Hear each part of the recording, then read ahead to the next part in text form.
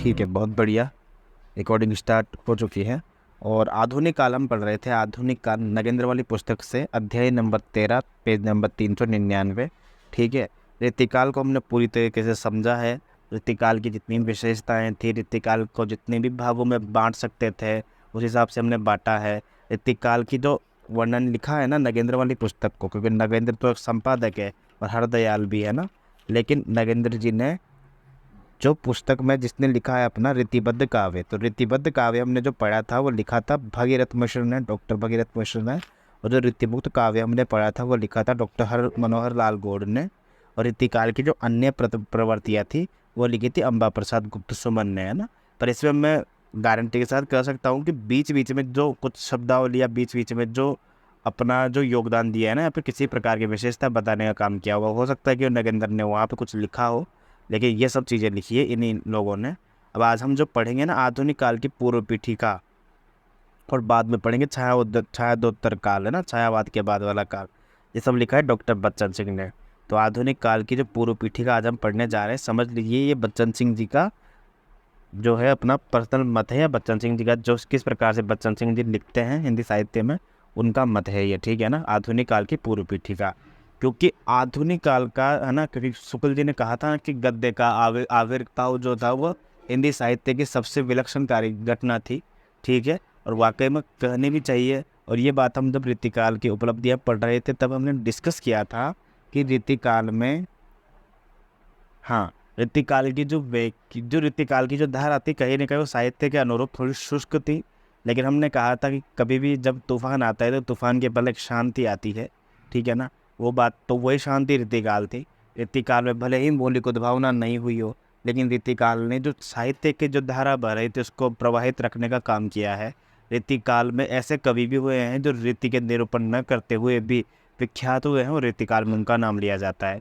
वही वाली बात है ना, जैसे कहते हैं कि हाँ यार, मतलब कि अंदर कीचड़, कीचड़ में ही कमल खिलता है, तो वहाँ पे तो हमको कमल मिलता है। वैसे ही कहा जाए, मतलब होता है ना कि नेगेटिव चीज़ के बीच में एक पॉजिटिव पॉइंट दिखना। तो वही वाली बात है कि ऋतुकाल का साहित्य नहीं बनता तो घनानंद जैसा माइंडसेट वाला आदमी हमको नहीं मिलता, भूषण से जैसे माइंडसेट वाला आदमी हमको नहीं मिलता। और ऐसे बहुत सारे कवि हैं जिनका वाकई में मैं पर्सनल फैन हूँ। जैसे देव की पंक्तियों का मैं बड़ा फैन हूँ, क्योंकि उनकी पंक्तियाँ बड़ी सरल तरीके से लिखी हुई होती है। पद्माकर की पंक्तियों का बड़ा फैन हूँ। बिहारी की, मतलब बिहारी जैसे थे एकदम, जैसे कहते हैं ना कि कबीर वाणी के डिक्टेटर थे, तानाशाह थे, अर्थात अपने हाथ से तोड़ मरोड़ कर लिखना जानते थे। उनको पता था कि कहाँ पे किस हिसाब से शब्द डाल के और किस भाषा में बात करनी है। इसे कहते हैं शब्दों से खेलना, कविता से खेलना। वही सेम बिहारी को भी आता था। मैं मानता हूँ, मुझे मेरा पर्सनल मत है कि यार बिहारी जिस विषय में जैसा लिखना चाहते थे वो उस विषय में वैसा ही डूब के लिख सकते हैं, है ना। मतलब कबीर को जिस प्रकार से किसी को अगर गाली देनी है ना, तो गाली भी इस तरीके से देंगे वह कि पूरे पूरे शब्द आ जाएंगे, है ना, और पूरे उसको गाली भी दे देंगे। ये अधिकांश कवियों की सबसे बड़ी कमी रहती है, या उनका स्वयं का ये मत रहता है कि यार मैं जो बात कहना चाहता था ना यार, वो पूरी तरीके से नहीं कह पाया। क्योंकि काव्य के कुछ रूल होते हैं, कुछ उसमें मतलब प्रतिबंध होता ही है ना, देखा जाए तो, चाहे तो वो छंद गाए प्रतिबंध क्यों ना हो, है ना। तो वो वाली बात, लेकिन कबीर के काव्य में वो सब हमको देखने को नहीं मिलता है। इसीलिए कबीर को तानाशाह कहा गया, डिक्टेटर कहा गया, वाणी का डिक्टेटर। वो भी एक रीजन है। तो रीतिकाल हमने पढ़ा, रीतिकाल के बारे में जितना भी हो सकता था विशेषता हमने पढ़ा।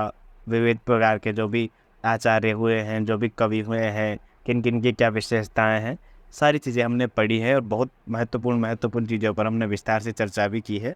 आधुनिक काल आज हम पढ़ने जा रहे हैं, और आपको पता है कि ये बच्चन सिंह जी ने लिखा है, ये आधुनिक काल की पूर्व पीठिका। ठीक है, पढ़ते हैं। जो महत्वपूर्ण होगा उसको विस्तार से पढ़ेंगे, जो नहीं भी महत्वपूर्ण होगा उसको गौण मात्रा में पढ़ेंगे, थोड़ा थोड़ा ही पढ़ेंगे, डॉट डॉट लगा के पढ़ेंगे, पर पढ़ेंगे जरूर।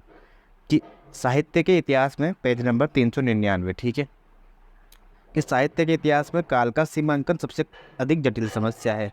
किसी कालखंड का आरंभ किस समय से होता है, इसे वैज्ञानिक सत्य के रूप में नहीं बताया जा सकता है। एक कालखंड दूसरे कालखंड से अपने बदलाव के कारण अलग होता है। बदलाव की प्रक्रिया तो अरसे से चलती रहती है, पर नए कालखंड का निर्धारण तब होता है जब बदलाव के चित्र हमारी आर्थिक सांस्कृतिक स्थितियों और काल रूपों भाषा में स्पष्ट दिखाई देने लगते हैं। बहुत बढ़िया। जब बदलाव के चित्र हमारी आर्थिक सांस्कृतिक स्थितियों और काल रूपों तथा भाषा में स्पष्ट दिखाई देने लगते हैं, इसलिए साहित्य इतिहास के लेखन में जो काल निर्धारण किया जाएगा वो लचीलाई होगा। हिंदी साहित्य के इतिहास में आधुनिक काल के विकास का क्रम एक शताब्दी पहले ही आरंभ हो गया था।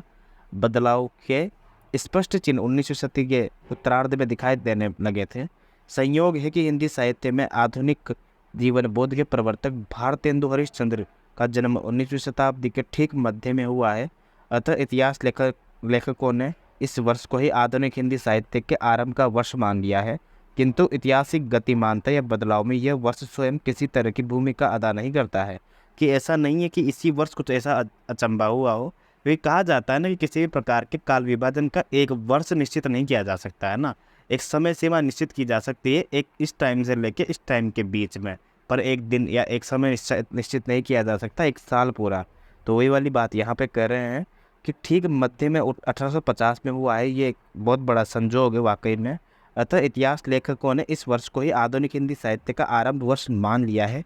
किंतु इतिहास की गतिमानता या बदलाव में यह वर्ष स्वयं किसी तरह की भूमिका अदा नहीं करता है। इतिहास के काल विभाजन की रेखा कम से कम दो विभिन्न प्रवृत्तियों को स्पष्ट अलग करने वाली तथा इस अलगाव के लिए स्वयं भी बहुत कुछ उत्तरदायी होनी चाहिए। यदि सन 1857 को आधुनिक काल का प्रारंभिक काल मान भी लिया जाए तो उपयुक्त दोनों शर्तें पूरी हो जाती है। ठीक है, ये पैराग्राफ लिखा गया है, ठीक है, बहुत बढ़िया। सन 57 दो विरोधी ताकतों की टकराहट का काल था। पहला था सामंतवादी और दूसरा था पूंजीवादी। बहुत बढ़िया, बिल्कुल।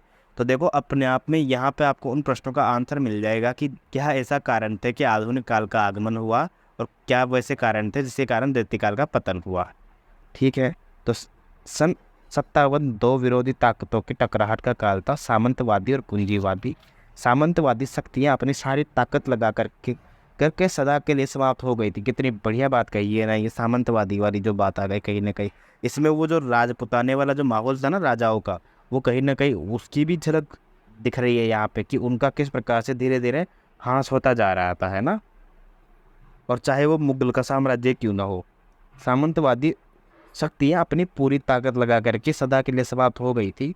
सामंतवादी की संपूर्ण संभावनाएं खत्म होने के बाद देश में प्रबुद्ध वर्ग के नए सिरे से सोचना शुरू किया था और अंग्रेज शासकों ने भी इस देश की परंपरा को समझकर आधुनिकीकरण का प्रक्रिया का नवीनीकरण किया था। ठीक है ना। आधुनिक शब्द दो अर्थों में लिया जाता है कि मध्यकाल से भिन्नता और नवीन यही लौकिक दृष्टिकोण की सूचना देता है। मध्यकाल अपने अवरोध, जड़ता और रूढ़िवादिता के कारण स्थिर और एकरस हो चुका था। कितनी बढ़िया बात है ना ये भी, कि मध्यकाल अवरोध, जड़ता और रूढ़िवादिता के कारण स्थिर और एकरस हो चुका था। एक विशिष्ट ऐतिहासिक प्रक्रिया ने उसे पुनः गत्यात्मक बनाया। मध्यकालीन जड़ता और आधुनिक गत्यात्मकता को साहित्य और कला के माध्यम से समझा जा सकता है। रीतिकाल में कला और साहित्य अपने आप में कथ्य, अलंकृत्य और शैली में एक रूप हो गए थे रीतिकाल में। बहुत बढ़िया। और वे घोर श्रृंगारिकता के बंधे घाटों में बह रहे थे। न छंदों में वैविध्य था, न विन्यास है। एक ही प्रकार के छंद, एक ही प्रकार के ढंग। आधुनिक काल में बंधे हुए घाट टूट गए। बहुत बढ़िया। आधुनिक काल में ये जो बंधे हुए घाट थे टूट गए हैं। वो जीवन की धारा विविध स्रोतों में फूट निकली है। साहित्य मनुष्य के बेहतर सुख दुख के साथ पहली बार जुड़ा है। आधुनिक शब्द का पहला अर्थ तो हमने समझ लिया कि किस प्रकार से आधुनिक है ये, अर्थात कि मध्यकाल से भिन्न और नवीन यही लौकिक दृष्टिकोण है ना, जिसे कहते हैं ना मॉडर्न एरा है ना। बिल्कुल कि वाह यार तो पुरानी चीज़ों को छोड़ के नवीन युग के साथ अर्थात आज के समय के साथ बह रहा है। एक तो इस अर्थ में हो गया। दूसरा होता है यही लौकिक दृष्टिकोण। आधुनिक शब्द में क्या होता है, दूसरा अर्थ ध्वनित होता है, वो होता है यही लौकिक दृष्टिकोण। धर्म, दर्शन, साहित्य, चित्र आदि सभी के प्रति नए दृष्टिकोण का आविर्भाव हुआ। मध्यकाल में पारलौकिक दृष्टि से मनुष्य इतना अधिक आच्छन्न था कि उसे अपने परिवेश की सुध ही न थी, पर आधुनिक युग में वह पर्यावरण के प्रति अधिक सतर्क हो गया। आधुनिक युग की पीठिका के रूप में इस देश की में जिन दार्शनिक चिंतकों और धार्मिक व्याख्याताओं का आविर्भाव हुआ, उनकी मूल चिंताधारा यही लौकिक है। सुधार, परिष्कार और अतीत का पुनराख्यान नवीन दृष्टिकोण की देन है। आधुनिक युग की ऐतिहासिक प्रक्रिया का यही परिणाम है कि साहित्य की भाषा ही बदल गई है। ब्रजभाषा की जगह खड़ी बोली ने ले ली है। अब देखिए आप एक प्रकार से, मतलब ब्रजभाषा का स्वर्ण काल कहा जाता था रीतिकाल को। ब्रजभाषा और अवधि किस प्रकार से भक्ति काल में भी लिखी गई है, वो बात अलग है कि आदि काल में रीतिकाल में ब्रजभाषा, भक्ति काल में अवधि का आधिपत्य था, लेकिन ब्रजभाषा भी लिखी जाती थी। और आदि काल में तो खैर विभिन्न प्रकार की भाषा थी सही। तो सोच के देखिए कि जो साहित्य की भाषा हम पढ़ते आ रहे हैं, जिसमें हम साहित्य को पढ़ते हैं, अवधि ब्रजभाषा को, आज उनको तो हम 24 भाषाओं में भी नहीं रखते हैं। जो हमारी जो संविधान में भाषा है ना, कितनी 22 भाषा है ना, उस पर भी नहीं रखते हैं बिल्कुल, है ना। तो जिनमें हम साहित्य पढ़ते हैं, क्योंकि इसका ही मिलजुला के रूप हम हिंदी में आ चुका है ना। हिंदी कोई एक प्रकार की भाषा नहीं है, सिंगल भाषा, ये सभी प्रकार की भाषाओं से मिलकर हिंदी बनी है। और खड़ी बोली का विकास हो गया था ना, ब्रजभाषा की जगह जो है खड़ी बोली ने ले ली है, ठीक है ना। और ये खड़ी बोली, इन शब्दों में बड़ा विवाद चलता रहता है, और काफ़ी अच्छे प्रश्न हैं ये पूछे जाते हैं कि खड़ी बोली से क्या तात्पर्य है, हिंदुस्तानी किसे कहते हैं, और फलाना ढिमका, इस प्रकार से, है ना। आगे पढ़ते हैं कि आचार्य रामचंद्र शुक्ल जी ने आधुनिक काल का जो उपविभाजन किया है वह एक सूत्रता के अभाव में विसंगतिपूर्ण हो गया है। उपविभाजन आया है यहाँ पे। उन्होंने आधुनिक काल को 2 कालखंडों में विभाजित किया है, गद्य खंड और काव्य खंड, है ना। ये दोनों खंड एक दूसरे से इतने पृथक हैं कि एक तानता नहीं आती है। दोनों खंडों को 2-2 प्रकरणों में बांटा गया है। गद्य के पहले प्रकरण में ब्रजभाषा गद्य और खड़ी बोली गद्य का विवेचन किया है, जबकि दूसरे प्रकरण में गद्य साहित्य का आविर्भाव विश्लेषित है। इसे फिर 3 उत्थानों में विभाजित किया है, प्रथम, द्वितीय और तृतीय कालखंड में, ठीक है ना। कालखंड में भी 2 प्रकरण हैं, पुरानी काव्यधारा और नई काव्यधारा। बहुत बढ़िया। और आगे दिया हुआ है कि नई धारा के भी 3 उत्थान हैं, प्रथम, द्वितीय और तृतीय। शुक्ल जी के गद्य खंड और काव्य खंड, ये चीज़ें हम पढ़ लेंगे, कोई दिक्कत नहीं। जब शुक्ल जी पढ़ेंगे तो इनको विस्तार से नहीं समझेंगे।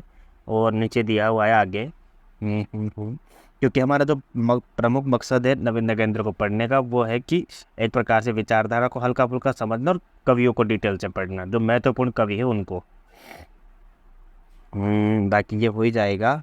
इसके नीचे अगर हम देखें, तथा गद्य खंड के द्वितीय प्रकरण के तृतीय उत्थान में कोई एक रूपता निरूपित नहीं की जा सकी। इस खंड दृष्टि से कारण इतिहास का निरंतर ओझल हो गया है।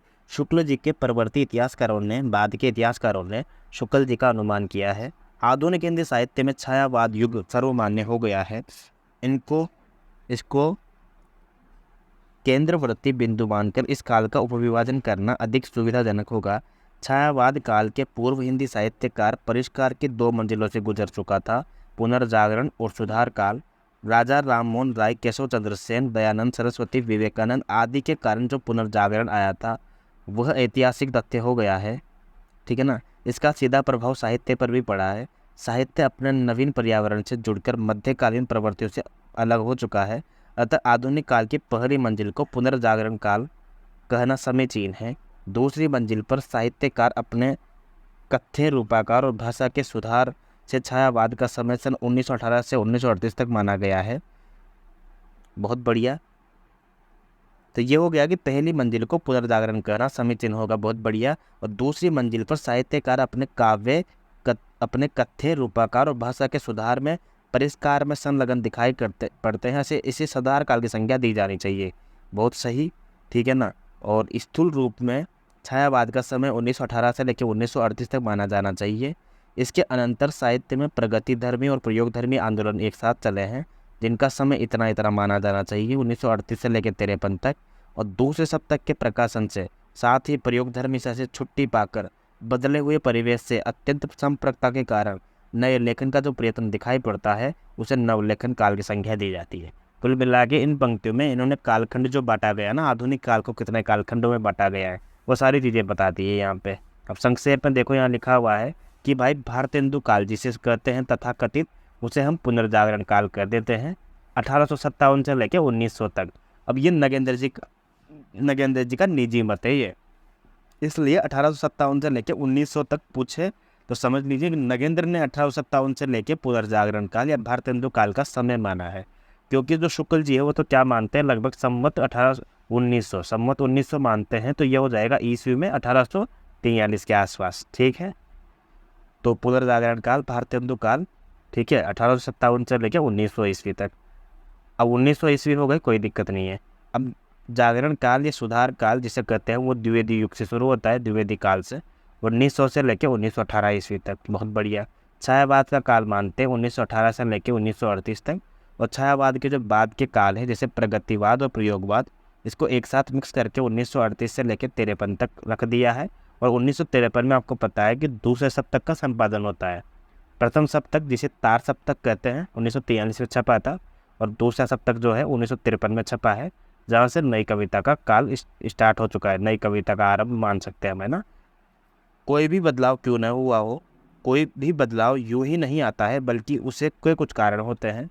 दो संस्कृतियों का अंतरावलंबन, बहुत बढ़िया, अंतर प्लस अवलंबन से बना है अंतरावलंबन, परिवर्तन के लिए उतना कारगर नहीं होता है जितने समाज के बुनियादी ढांचे को बदलने वाले अधिक कारण प्रभावशाली होते हैं।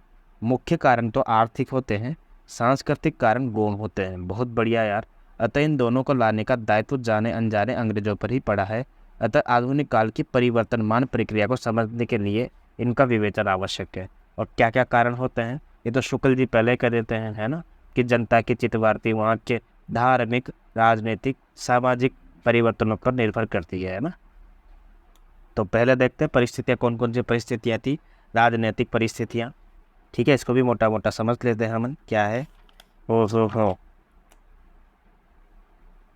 कि हिंदी साहित्य के आधुनिक काल का आरंभ हम 1857 से मानते हैं, ठीक है, पर भारतवर्ष के आधुनिक बनने की प्रक्रिया शुरुआत एक शताब्दी पहले ही हो चुकी थी, ठीक है, लगभग 1757 के आसपास, जब ईस्ट इंडिया कंपनी का आगमन हुआ था।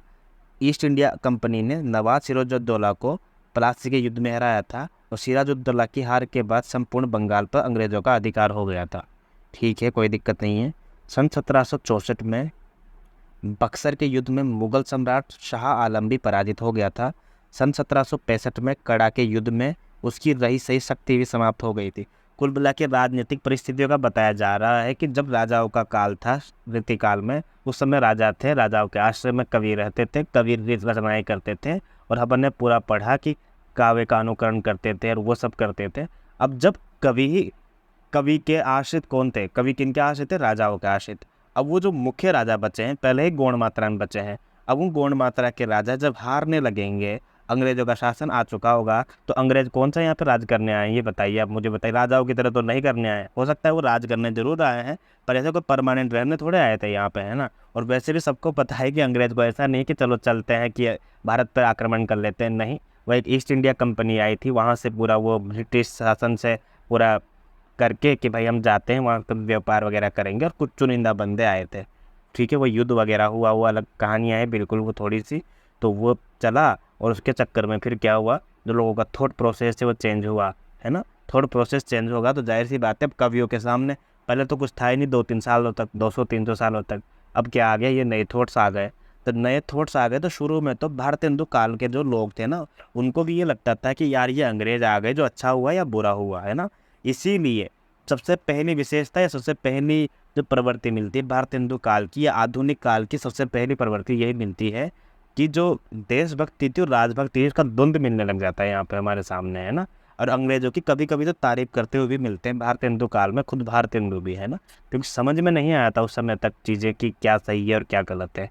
बाकी फिर भी डिटेल में पढ़ते हैं हम थोड़ा सा और भी, कि किंतु संपूर्ण, और ये सारी विशेषताएं भारतेंदु काल की क्या क्या विशेषताएं, द्विवेदी काल की विशेषताएं क्या क्या है, ये हम पहले बहुत बार डिस्कस कर चुके हैं। जब हम हिंदी साहित्य के इतिहास को नोट्स के रूप में शॉर्ट में पढ़ते हैं, तब वो क्लासेस सारी हमारे रिकॉर्डिंग पड़ी हुई है, इसी टेलीग्राम पे, ठीक है। बाकी जिन्होंने सुना है उस क्लास में जितने भी लोग मेरे जान पहचान वाले हैं, जिनको मैं पुराने टाइम से जानता हूँ, तो उनको सबको पता है ना। तो अब हम पढ़ रहे थे कि किंतु संपूर्ण देश पर आधिपत्य जमाने के लिए अंग्रेजों की दो शक्तियों को पराजित करना शेष था, वो थी मराठे और सिख। सिख तो पंजाब की सीमा में थे, परंतु मराठों का प्रभाव तो बहुत ज़्यादा व्यापक था।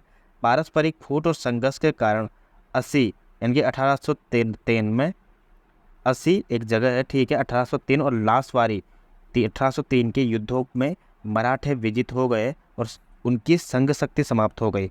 1849 में सिखों को पराजित करने के बाद संपूर्ण देश अंग्रेजों के अधीन हो गया था। 1856 में अवध भी अंग्रेजी राज्य में सम्मिलित कर लिया गया था। इस विषय के कारण अंग्रेजों का मद्दोन्मत्त हो जाना स्वाभाविक था। उनकी नीतियों को असंतुष्ट देशी राजाओं ने एकजुट होकर 1857 में व्यापक स्तर पर विद्रोह किया। बहुत बढ़िया। इसलिए ईस्ट इंडिया कंपनी समाप्त हो कर दी गई। भारतवर्ष ब्रिटिश साम्राज्य का उपनिवेश बन गया। अंग्रेजों ने अपनी आर्थिक, शैक्षणिक और प्रशासनिक नीतियों में परिवर्तन किया। इस देश के लोग भी नए संदर्भ में कुछ नया सोचने करने के लिए बाध्य हुए, ठीक है ना, क्योंकि बाध्य हुए एक प्रकार से, उनको कोई ऐसा तो किया नहीं गया था कि भाई तुम, है ना, कोई अपनी स्वेच्छा से नहीं आए थे वो। साहित्य मनुष्य के बृहत्तर सुख दुख के साथ पहली बार जुड़ा। यह प्रक्रिया भारतेंदु के समय में हुई है, वह भी गद्य के माध्यम से। आधुनिक, तभी तो कहा है ना कि गद्य ही आधुनिक काल की सबसे विलक्षणकारी घटना है। आधुनिक जीवन चेतना की चिंगारियाँ जैसे गद्य में दिखाई पड़ी, वैसे पद्य में नहीं दिखाई पड़ी। नए युग में अपनी अभिव्यक्ति के लिए नई भाषा की खोज कर रहा था। ब्रज भाषा इसके लिए उपयुक्त नहीं थी, इसलिए आधुनिक काल में ब्रज भाषा काव्य के माध्यम से पुरानी संवेदनाएं अभिव्यक्त कर पाती थी। खड़ी बोली का गद्य आधुनिक चेतना के फलस्वरूप ही समक्ष बन पड़ा। तो दूसरी सबसे बड़ी विशेषता ये हो गई आधुनिक काल की या फिर भारतेंदु काल की, कि भाषा को लेकर भी एक द्वंद्व चल रहा था कि गद्य में लिखा जाए या फिर पद्य में लिखा जाए, और पद्य में ब्रजभाषा को लिखा जाए या फिर खड़ी बोली को लिखा जाए, या काव्य की भाषा खड़ी बोली रखें या ब्रजभाषा रखें, है ना। तो ये द्वंद्व भी खड़ी बोली का और ब्रजभाषा का भारतेंदु काल में शुरू हो चुका था या चल रहा था। तो पहला अंतर तो मैंने बता दिया, देशभक्ति और राजभक्ति का द्वंद्व। दूसरा मैंने बता दिया भाषा को लेकर, भाषा के स्तर पर भी द्वंद्व चल रहा था, ठीक है। तब इन कवियों ने पद्य की भाषा जो रखी थी वो ब्रजभाषा को प्राथमिकता दी थी, और गद्य की भाषा को खड़ी बोली को प्राथमिकता दी थी, ठीक है। इसके बाद हम पढ़ते हैं नए संबंध। साहित्य का इतिहास बदलती हुई अभिरुचियों और संवेदनाओं का इतिहास होता है, जिसका सीमा संबंध आर्थिक और चिंतनात्मक परिवर्तन से है। कुछ लोगों की दृष्टि में आर्थिक परिवर्तन के कारण साहित्य परिवर्तनों का तालमेल बैठा देना ही साहित्य का इतिहास होता है, ठीक है। कुछ लोग संस्कृति के धरातल पर ही अभिरुचियों का विकास क्रम निर्धारित करते हैं। वस्तुतः तो आर्थिक और सांस्कृतिक परिवर्तनों की पेचीदा संबंध है। स्थूल रूप में दोनों में कारण कार्य संबंध स्थापित करके सरलीकरण नहीं किया जा सकता है। अतः साहित्य इतिहास के संदर्भ में दोनों के संबंधों का योगदान और विवेचन अतिरिक्त अवधानता की अपेक्षा रखता है। आधुनिक काल के पूर्व भारतीय गांवों का आर्थिक ढांचा प्राय अपरिवर्तनशील और स्थिर रहा। देखो कितनी अच्छी बात है ना ये, कि आधुनिक काल के पहले जो भारत के गांव थे ना, उनका आर्थिक ढांचा अपरिवर्तनशील और स्थिर रहा, क्योंकि वही वाली बात है, आदि काल से लेकर रीति काल तक जनता सिर्फ जनता ही बनी रही थी। उनका कोई विशेष तरीके से कोई उनकी तरफ ध्यान नहीं दिया गया था, न उनके बारे में सोचा गया था। उनको सिर्फ एक प्रकार से जनता समझा जाता था कि हाँ भाई ये ठीक है, हमारी जागीर है और हम इनके रक्षक हैं, बस ख़त्म बात। बाकी तुम जो तुम्हारा काम कर रहे हो वो करते रहो। उनका एक अपना अस्तित्व हो सकता है, ये कभी उनको सोचने का मौका ही नहीं मिला।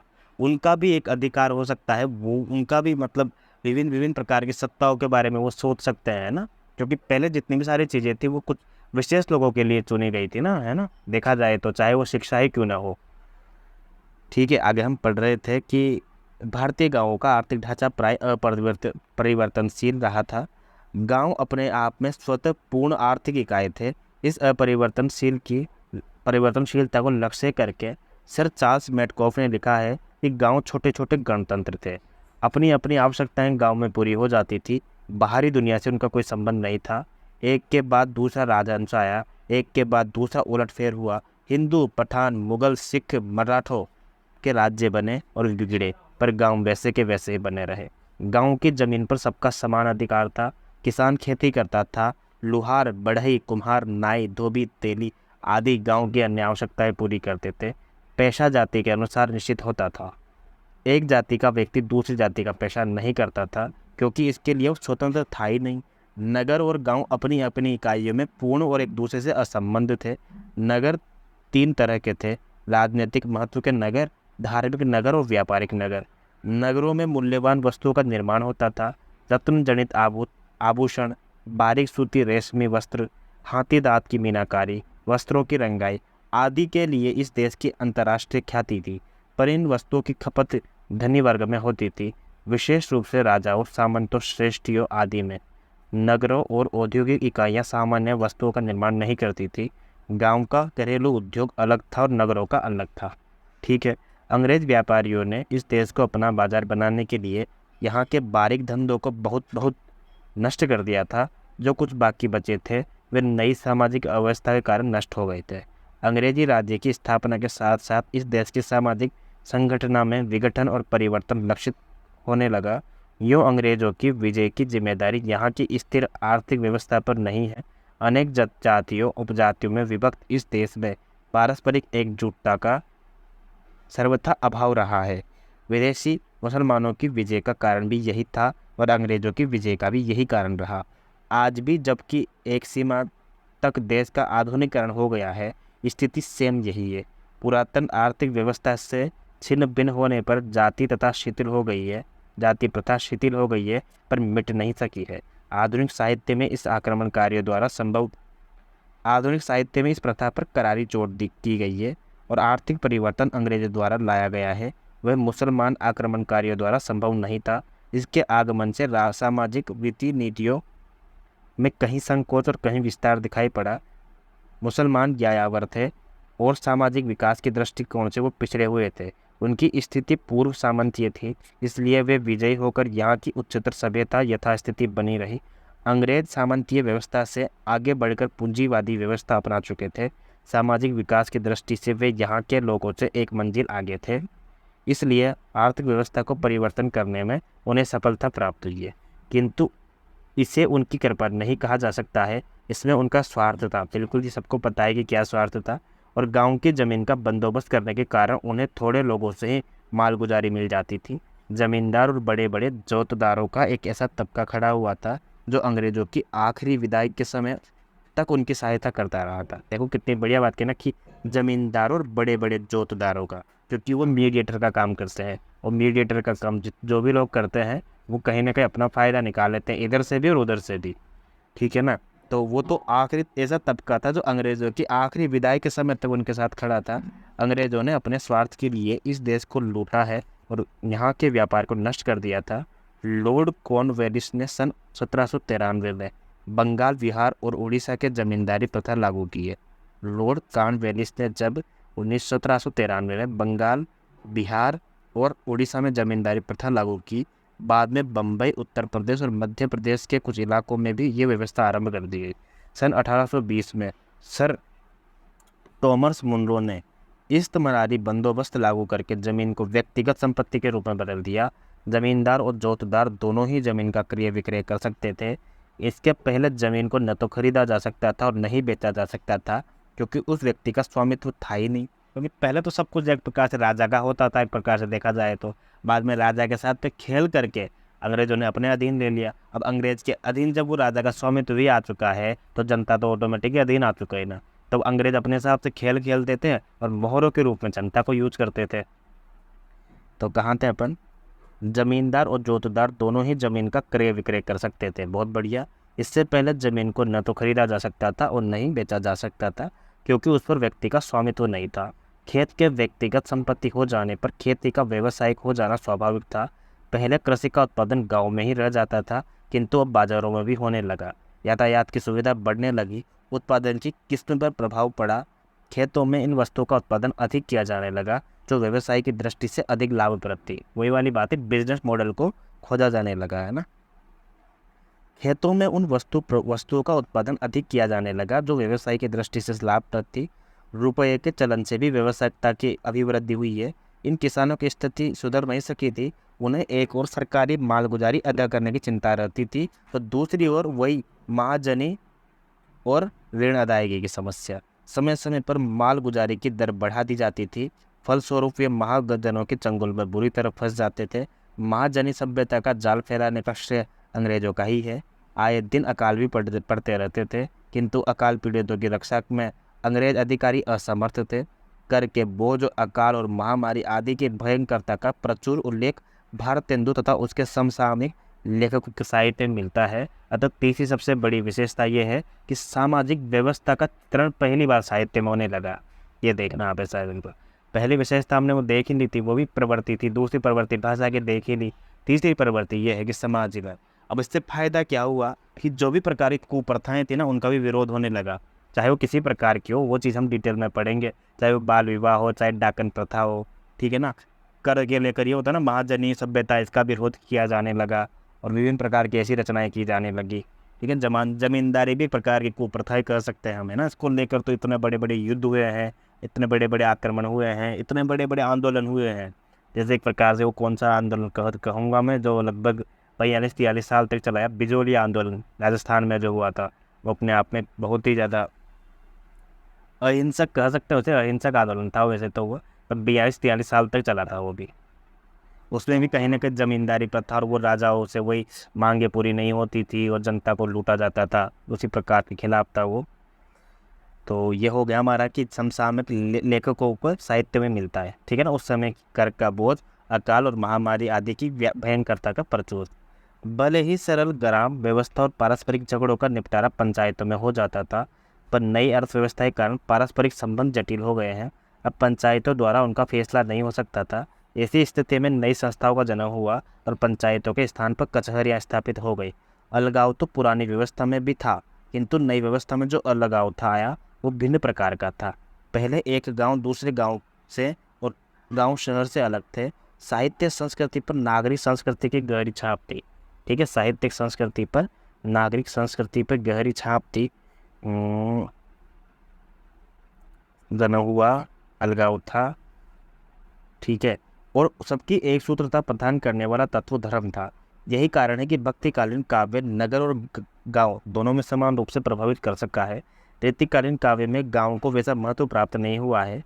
इसे प्रमाणित करने के लिए बिहारी के दोहे भी हम पढ़कर आए हैं। आधुनिक काल के गांव और साहित्यकारों की दृष्टि अवश्य गई है, पर तब तक किन्हीं अंशों में गांव बदल चुके थे, है ना। अंग्रेजों की नई व्यवस्था से जनता को घोर संकट का सामना करना पड़ा था। खेत अनेक अनेक टुकड़ों में बंट गए हैं। किसान और सरकार के बीच बहुत से मध्यस्थ हो गए हैं और पैदावार घटती गई है ना। और ग्रामीण उद्योग धंधों के नष्ट होने पर अधिक से अधिक लोग खेती पर आश्रित हो गए थे।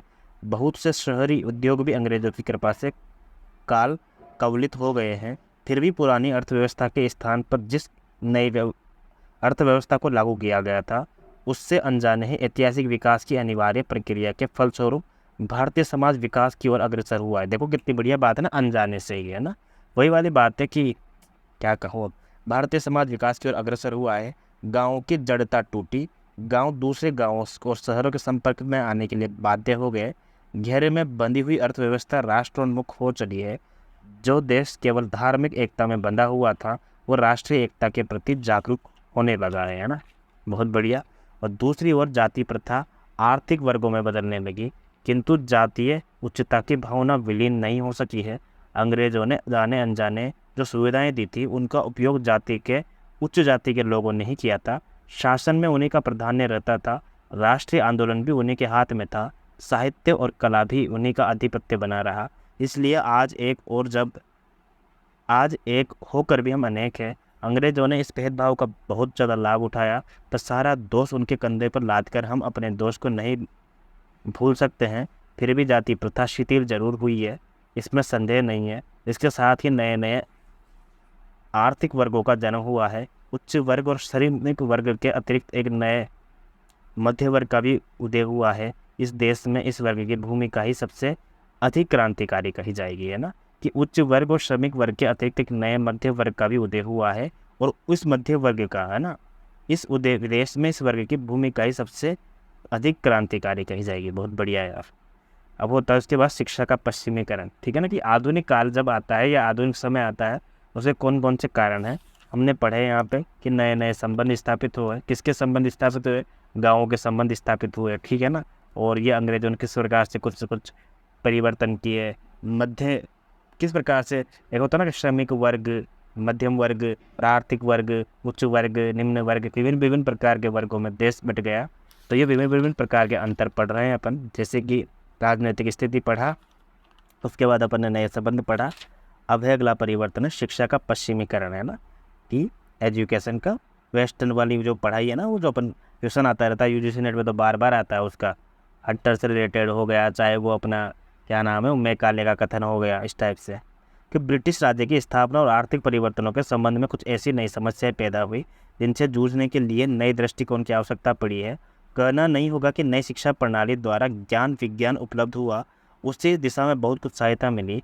18वीं शताब्दी के अंत में इस देश को जिस पाश्चात्य ज्ञान विज्ञान से संपर्क में आना पड़ा, वो भारत के ज्ञान विज्ञान की प्रकृति से बिल्कुल ही भिन्न था।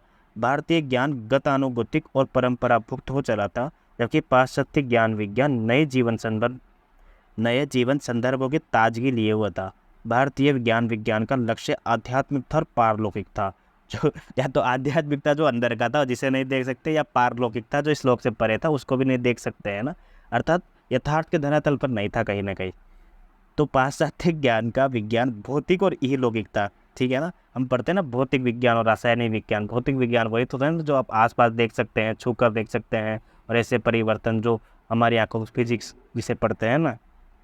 और रासायनिक तो वही जो रासायनिक प्रक्रिया होती रहती है, दो चीज़ों के, दो मतलब ऐसी चीज़ों के मिलने से जो दिखती नहीं है लेकिन कोई नई चीज़ पैदा हो जाती है। तो कहाँ थे अपन, हाँ, भारतीय विज्ञान ये हो ही गया। इधर ये हो ही गया कि भौतिक और इहलौकिकता इस देश की विद्या वर्ग या जाति विशेष तक सीमित थी, पर पाश्चात्य विद्या सर्वसुलभ थी, है ना। फिर भी ज्ञान विज्ञान के अनेक क्षेत्रों में इस देश ने अभूतपूर्व प्रगति की है। चाहे दर्शन हो, चाहे ज्योतिष हो, चाहे गणित हो, चाहे औषधि विज्ञान हो, धर्मशास्त्र, काव्यशास्त्र, व्याकरण आदि में इनका कोई जोड़ नहीं है। पर अब उन्हीं को दोहराया जा रहा था। नई उद्भावनाओं का मार्ग अवरुद्ध हो चुका था। बहुत बढ़िया। कुछ लोग वेद आदि की आतपता, ठीक है, वर्णाश्रम धर्म की श्रेष्ठता, इहलौकिकता के प्रति अनासक्ति आदि को यथापूर्व बनाए रखने के पक्षधर थे। मुसलमानों में भी इसी प्रकार की गतानुगतिकता घर कर गई थी। पर अब नई परिस्थितियों में पहली रूढ़ियों की उपयोगिता के आगे प्रश्न चिन्ह लग गया था। हिंदुओं और मुसलमानों की शिक्षा पद्धतियों पर टिप्पणी करते हुए ओ मेले ने लिखा है, अच्छा ओ मेले, ठीक है, बहुत बढ़िया, कि इसमें बहुत कुछ समानता थी। वे सब भाषा में शिक्षा देते थे जो जनता की भाषा नहीं थी। उनकी शिक्षा का मूल स्रोत धर्म था और उनकी आप्तता अपरिवर्तनीय थी। वे नए अभिनिवेश और परिवर्तन के विरुद्ध थे। इस प्रकार की शिक्षा पद्धति अपने अपने धर्म के प्रति कट्टरता की भावना को पैदा कर सकती थी। इसके द्वारा स्वतंत्र व्यक्तित्व और विवेक सम्मत दृष्टिकोण का निर्माण संभव नहीं था। फलस्वरूप आधुनिक शिक्षा पद्धति का समारंभ हो गया। एक महत्वपूर्ण ऐतिहासिक घटना है। आधुनिक होने की दिशा में इसे गत्यात्मकता प्रस्थान माना जाएगा। इसके प्रसार में मुख्यतः 3 शक्तियों का योगदान है: ईसाई मिशन, सरकार और व्यक्तिगत प्रयत्न। ब्रिटिश राज्य की स्थापना के पूर्व ईसाई मिशन दक्षिण भारत में धर्म प्रचार के कार्य में लगे हुए थे। प्लासी के युद्ध के बाद 1758 में डेनिश मिशन कलकत्ता आया, परंतु उसका क्रियाकलाप भी सीमित रहा है। 1793 में मिशनरियों का दूसरा महत्वपूर्ण दल कलकत्ता पहुंचा। केरे और उनके 2 सहयोगियों ने जो उस मिशन से संबंध थे, नए बंगाल के निर्माण में महत्वपूर्ण भूमिका निभाई। तभी तो बंगाल से बहुत बड़े बड़े आंदोलन स्टार्ट हुए शुरुआत में, जब देखा जाए तो, चाहे वो राजा राम मोहन राय का हो, चाहे अन्य अनेक हो, मतलब विवेकानंद का हो, कोई भी हो अलग से। नए बंगाल के निर्माण में महत्वपूर्ण भूमिका निभाई है। बंगाल गद्दे की नींव डालने वाले लोगों में केरे भी थे। सन 1813 में कंपनी ने एक नए चार्टर को स्वीकृति दी है, जिनके अनुसार शिक्षा आदि उपयोगी कार्यों के लिए अनुदान देने की व्यवस्था की गई थी। इस चार्टर को अपने आने वाले मिशन में मिशनरियों में अलेक्जेंडर डफ का कार्य सर्वाधिक उल्लेखनीय है। कंपनी के अधिकारियों पर डफ का विशेष प्रभाव था। वह धर्म प्रचार का कार्य अंग्रेजी शिक्षा के प्रचार द्वारा करना चाहता था। डफ को धर्म प्रचार में जो सफलता प्राय नहीं मिली है, पर इसी बहाने अंग्रेजी शिक्षा देने वाले बहुत से स्कूल कॉलेज खुल गए हैं। ईसाई मिशनरियों के कार्य के पीछे न तो कोई आध्यात्मिक प्रेरणा थी, न कोई अनुग्रह की भावना थी। बस वो तो ईसाई धर्म के प्रचार करने में लगे हुए थे, जिसके लिए हिंदू और मुसलमानों के धर्मों पर निसंकोच आक्रमण किया गया और उनकी निंदा की गई। प्रत्येक स्कूल में ईसाई धर्म की शिक्षा अनिवार्य कर दी गई। उनका विश्वास था कि प्रत्येक अध्यापक विज्ञान और गणित पढ़ाते हुए प्रकारांतर में भारतीय धर्मों को तोड़ने में मदद करेगा। पर आंकड़ों से स्पष्ट हुआ कि बहुत कम लोग ईसाई धर्म की श्रेष्ठता से प्रभावित होकर उसमें दीक्षित हो पाए। जिन लोगों ने उस धर्म को स्वीकार किया था, उन्हें प्रेरणा देने वाली वस्तु धर्म की श्रेष्ठता नहीं थी, बल्कि अर्थ की श्रेष्ठता थी। फिर भी मिशनरियों ने अपने काम ने भी भारतीय भाषाओं में गद्य शैली दी। हिंदी, बंगला, मराठी, गुजराती और भारतीय भाषा में गद्य शैली अत्यंत आरंभिक स्थिति में थी। जनता में धर्म के प्रचारार्थ मिशनरियों को उसकी आवश्यकता प्रतीत हुई। केरे, ब्रावन, नेवलिन, स्किनर, बेले आदि ने भारतीय भाषाओं में बाइबल का अनुवाद किया। स्कूल में पढ़ाने के लिए पाठ्य पुस्तकें भी लिखनी पड़ी। भारतीय धर्म पुराण आदि को उन्होंने विवरणात्मक गद्य में प्रस्तुत किया।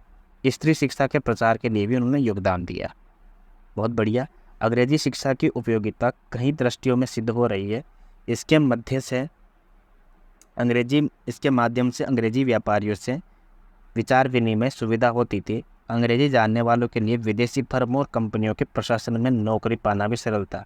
यद्यपि 1765 से लेकर 1813 तक ईस्ट इंडिया कंपनी ने शिक्षा के क्षेत्र में विशेष कार्य नहीं किया है, किंतु मुसलमानों के तुष्टीकरण के लिए वॉरेन हेस्टिंग द्वारा कलकत्ता मदरसा खोलना, बनारस के रेजिडेंट द्वारा बनारस संस्कृत कॉलेज जिसे ठीक है, और 1700 ये होएगा कि नींव डालना, कंपनी के civil surveyor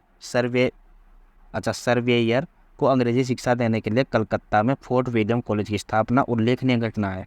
fort William college अध्यापकों से देश भाषा में पाठ्य पुस्तकें, कोश, व्याकरण तैयार करने का काम भी लिया गया था, और मुख्य उद्देश्य मोटा मोटा यही था कि ताकि देसी भाषा में शिक्षा दी जा सके, है ना। इसके द्वारा भारतीय भाषाओं में गद्य लेखन का प्रोत्साहन मिला। कलकत्ता मदरसा, बनारस संस्कृत कॉलेज की स्थापना और अंग्रेजी विद्वान प्राच्य भाषा में अभिरुचि लेने लगे। सन 1823 में कंपनी ने लोक शिक्षा के संबंध में सुझाव देने के लिए कलकत्ता में एक शिक्षा समिति संगठित की। इस समिति के सदस्यों में कुछ तो प्राच्य भाषाओं के समर्थक थे और कुछ अंग्रेजी भाषा के। प्रथम वर्ग में हम नाम लेते हैं तो विल्सन प्रभृति के प्रयत्न से कलकत्ता में मदरसे और बनारस संस्कृत कॉलेज का फिर से गठन किया गया और 1824 में कलकत्ता एजुकेशन प्रेस की स्थापना हुई। इस प्रेस से संस्कृत और अरबी की पुस्तकें छपने लगी तथा दूसरी ओर राजा राम मोहन राय ने यह मत व्यक्त किया कि व्याकरण की बारीकियों और वेदांत, मीमांसा और न्याय को कंठस्थ करने से नवयुवकों के 1 दर्जन वर्ष नष्ट करना उचित नहीं है। इससे वे समाज के अधिक सदस्य नहीं बन सकते हैं। इन विषयों के स्थान पर उन्हें प्राकृतिक विज्ञान, रसायन विज्ञान, गणित आदि की शिक्षा देनी चाहिए। सन 1834 में मैकाले जब भारत पहुंचे तो प्राच्य शिक्षा के विरोधियों को काफ़ी बल मिला। क्या बल मिला? मैकाले का वो जो भाषण है सबको याद होगा इसे। मैकाले संस्कृत कॉलेज और अरबी फारसी मदरसों के विरुद्ध थे। उनका सुझाव था, देखो क्या बढ़िया सुझाव था उनका, देखना बढ़िया मतलब घटिया सुझाव था वो एक प्रकार से। बढ़िया यहाँ मैं व्यंग्य में बोल रहा हूँ। देखना क्या था कि तो उन्होंने क्या किया, जब भारत आए तो उन्होंने संस्कृत कॉलेज और अरबी फारसी मदरसों को बंद कर दिया।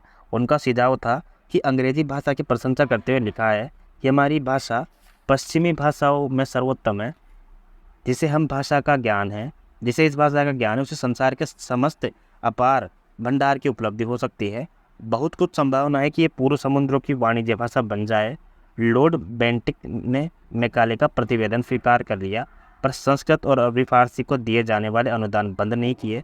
फिर भी प्राच्य विद्या के विद्यार्थियों को जो छात्रवृत्ति मिलती थी वो समाप्त कर दी गई थी। संस्कृत, अरबी, फारसी की पुस्तकों को छपने पर रोक लगा दी गई थी। ऑकलैंड को ये स्थिति स्वीकार नहीं हुई और उसने संस्कृत, अरबी, फारसी का छपना जारी रखा, पर अंग्रेजी शिक्षा का संस्तुति उसे ज्यों की त्यों मान्य थी। उस समय 2 प्रश्न प्रमुख रूप से सामने आए, शिक्षा का माध्यम क्या हो और जनता में शिक्षा का प्रसार कैसे हो। ये दोनों प्रश्न देश में संस्कृति, राजनीति और समाज के साथ व्यापक रूप से जुड़े हुए थे। शिक्षा के माध्यम से संबंध में 3 विकल्प थे। पहला ये था कि माध्यमिक शिक्षा और विश्वविद्यालय की शिक्षा का माध्यम अंग्रेजी हो, और दूसरा ये था कि संस्कृत और अरबी फारसी हो। तीसरा ये था कि बोलचाल की भाषा यानी कि हिंदी, मराठी, गुजराती हो। चार्ल्स ग्रांट पहले मत के समर्थक थे। मैकाले ने बोलचाल की भाषा के माध्यम में असमर्थ घोषित किया, पर संस्कृत, अरबी के विषय में जो कुछ कहा उससे उसका अज्ञान प्रकट होता है। जो भी हो, अंग्रेजी भाषा माध्यम के रूप में स्वीकार कर ली गई। ठीक है। इसके बाद मोटा मोटा ठहरता है कि बोलचाल की भाषा में शिक्षा का माध्यम स्वीकार न करने का निर्णय अत्यंत दुर्भाग्यपूर्ण था। प्राय दलील दी जाती है कि अंग्रेजी शिक्षा के फलस्वरूप देश में एकता की भावना पैदा हुई और जीवन की समस्याओं के संबंध में लोगों ने एक ढंग से सोचना आरंभ कर दिया। ... आगे चले अगर हम थोड़ा सा इस पैराग्राफ के लास्ट में, तो नीचे लिखा हुआ है कि अधिकांश लोग आज भी निरक्षर हैं, पर उस समय इस शिक्षा के माध्यम से बौद्धिक मध्य वर्ग का उदय हुआ और उसके आदर्श ऊंचे थे। आगे चलकर उन्होंने इसका उपयोग राष्ट्रीय सांस्कृतिक विचारों के प्रचार के किया। 1853 में जब कंपनी के आज्ञा पत्र का नवीनीकरण हुआ तो ब्रिटिश संसद ने भारत में स्थायी शिक्षा नीति निर्धारित करने के उद्देश्य से एक संसदीय समिति बना दी। इसके फलस्वरूप 1853 में उड़ घोषणा पत्र प्रकाशित हुआ। ठीक है। ... आगे चलते हैं फिर 7। इसके अलावा अगले पैराग्राफ में लिखा हुआ है कि अंग्रेजी शिक्षा का प्रचार आरंभ में विशेषतः बंगाल में हुआ और उत्तर भारत में लोग इसकी ओर उन्मुख नहीं हुए। ठीक है, इनके अपनी तरफ के उत्तर भारत वाले लोग। इसके अलावा नीचे है होगा इसमें कि सच तो यह है, अगले पैराग्राफ पे, कि अंग्रेज़ों को अपने दफ्तरों के लिए देशी बाबुओं की आवश्यकता थी, जिससे उनका व्यवसाय प्रशासन निर्बाध चल सके। ईसाई मिशनरी अंग्रेजी शिक्षा के माध्यम से लोगों को ईसाई बनाकर पुण्य लूटने के चक्कर में थे। बहुत बढ़िया। इस देश में उत्साही व्यक्तियों की दृष्टि में भी सामान्य रोजी रोटी का सवाल ही प्रमुख था। अतः यह कहना कम भ्रांतिपूर्ण नहीं है कि शिक्षा पद्धति के कारण राष्ट्रीय भावना का उदय हुआ। भारतेंदु हरिश्चंद्र ने कौन सी पाश्चात्य शिक्षा प्राप्त की थी बताइए। कांग्रेस की स्थापना के पूर्व इनकी रचनाओं के देश काल की अनेक समस्याएं मुखरित हुई है। इस शिक्षा प्रणाली के कारण छोटा सा बुद्धिजीवी मध्य वर्ग जरूर पैदा हुआ है, पर अधिकांश लोग फिर भी निरक्षर रह गए। फिर भी इससे एक तरह का धर्मनिरपेक्ष दृष्टिकोण बना, जो मध्यकालीन धार्मिक रूढ़ियों से मुक्त हो जाने के कारण तर्कसम्मत और इहलौकिक हो सका। व्यक्तिक स्वतंत्रता और दूसरी उल्लेखनीय देन है। आश्रम धर्म में गहरे बंदी से बाहर निकलकर व्यक्ति के अपने निर्णय को प्रमुखता मिली। मध्यकालीन धार्मिक कथाओं और विश्वसनीय बनाने और आधुनिक युग की समस्याओं से जोड़ने के मूल में ये प्रवृत्ति भी क्रियाशील बनी। बहुत बढ़िया आपने झेला। क्या था याद के साधन, ये टॉपिक अपन कल पढ़ेंगे। 46 मिनट की रिकॉर्डिंग हो चुकी है ऑलरेडी। ठीक है, काफ़ी है, क्योंकि ये थोड़ा सा इतिहास का टॉपिक हो गया। अगर इतिहास इतना ही बढ़िया किसी टीचर ने पढ़ाया होता तो हो सकता है कि इतिहास हमारा प्रिय विषय होता, हिंदी विषय प्रिय नहीं होता। और रही बात जो अंग्रेजी भाषा की चल रही है, अगर अंग्रेजी उस समय सीख गए होते हैं तो अच्छी बात है। मतलब जब स्टार्ट हुआ था और अंग्रेजी को उस समय चली, और आज जब इतने साल हो गए आज़ाद हुए हैं, देखो आप आज़ाद, चलो 1947 में होते हैं, 1850 के आसपास बात चल रही है ना। तो इतने सारे टाइम हो गया, लगभग 200 साल के भी ऊपर हो गया। तो आज तक जब हम इंग्लिश नहीं सीख पाए हैं, तो उस समय तो शुरुआत थी कैसे सीखी होगी, है ना। अगर आज मैंने इंग्लिश सीखी हुई होती तो मेरे फर्स्ट सेमेस्टर में बीटेक में 59% बनी थी। मैं रोया नहीं होता। रोया तो क्या था, मतलब दुखी हुआ था कि यार पहली बार 59% कैसे बन गई, है ना। मैं टेंशन में आ गया ऐसा है बिल्कुल कि यार इतने तो कम कभी नहीं बनी मेरे परसेंटेज। उसके बाद भाई साहब जो मेरी लाइफ एकदम सॉर्ट आउट हो गई एक बार। क्योंकि एक बार क्या होता है ना, जिस चीज़ से आप डरते हो ना कि यार ये चीज़ हो ना हो, वो चीज़ जब हो जाती है ना तो आपकी लाइफ एकदम चिल हो जाती है, मस्त एकदम, है ना। तो मेरे 59 बन गई। उसके बाद ये था, मेरी बीटेक स्टार्ट हो चुकी थी बढ़िया तरीके से। अब मैं पूरी तरह से इंजीनियरिंग में घुस चुका था। उसके बाद मेरा एक ही मकसद था कि बस पास लिखा हुआ आ जाए, क्योंकि सेकंड सेमेस्टर में मेरे आ गई थी बैक। ठीक है, उसके बाद क्या था फिर, है ना। बैक मतलब बैक आना ही रहती है, जाहिर सी बात है, बीटेक में आती है, कुछ लोगों को नहीं आती है, पता नहीं कैसा। तो वो भी टेंशन ख़त्म बिल्कुल आ चुकी है।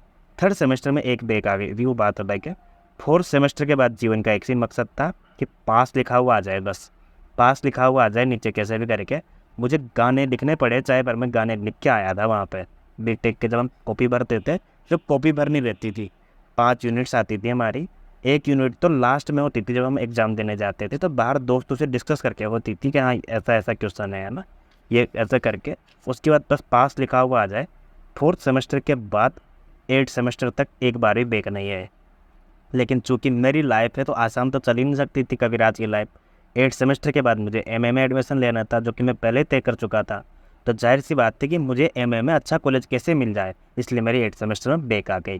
जो कि मुझे पता था कि जो मैं फॉर्म भरूँगा रिवैल्यूएशन का, उसमें निकल जाएगी। लेकिन रिवैल्यूएशन का तब तक रिजल्ट आता, मेरा एक अच्छे कॉलेज में एडमिशन हुआ नहीं एमए के में। ठीक है, ये मैं बता रहा हूँ कि अंग्रेजी के कैसे कैसे नुकसान हुए। अंग्रेजी जब वो लोग ही नहीं सीख पाए, आज हम 200-250 साल बाद नहीं सीख पाए, तो वो शुरू में कैसे सीख पाए होंगे। फिर उसके बाद मुझे एक अच्छे से क्या नॉर्मल से कॉलेज से एमए करनी पड़ी, और आगे की प्रक्रिया शुरू हुई। मतलब जहाँ मैं अच्छे से टीचर्स के बाद नहीं पढ़ पाया वगैरह वगैरह, सेल्फ भी पढ़ा था, जो भी था, ऐसा एक क्रम चला, है ना। और वो मैं बीच में बता रहा था ना वो वाली बात कि जिस चीज़ से आपको डर लगता है वो कर दो। उसके ऊपर तो एक अभिषेक उपमन्यु की एक स्टैंड अप कॉमेडी भी है कि जो भी चीज़ का डर लगे तो वो कर लेनी चाहिए। तो वो कहता है कि मेरी गर्लफ्रेंड का मुझे डर लगता था पहले कि वो छोड़ के नहीं चली जाए, ऐसा है बिल्कुल। एक दिन मैंने उससे ब्रेकअप कर लिया, तो फिर अब टेंशन नहीं रही, है ना। मेरा दोस्त डरता था कि यार एक्सीडेंट में सड़क पे जाए तो एक्सीडेंट ना हो। एक दिन मैंने गाड़ी ठोक दी, है ना। तो अब आज वो इस दुनिया में है नहीं, लेकिन उसका डर भी तो नहीं है ना, है ना। इसलिए जिस चीज़ से डर लगे वो कर लेनी चाहिए वो चीज़। ठीक है, मुझे लगता है कि वो इतिहास पढ़कर थोड़ा सा बोर हो गया होगा, इसलिए लाइट करने का कोशिश किया है माहौल को। इतना ही काफ़ी है आज के लिए, मुझे भूख लग रही है बहुत ज़्यादा। रिकॉर्डिंग बंद कर देता हूँ मैं। टेलीग्राम वाला कोई क्वेश्चन हो तो फटाफट पूछ लेते हैं अपन, है ना।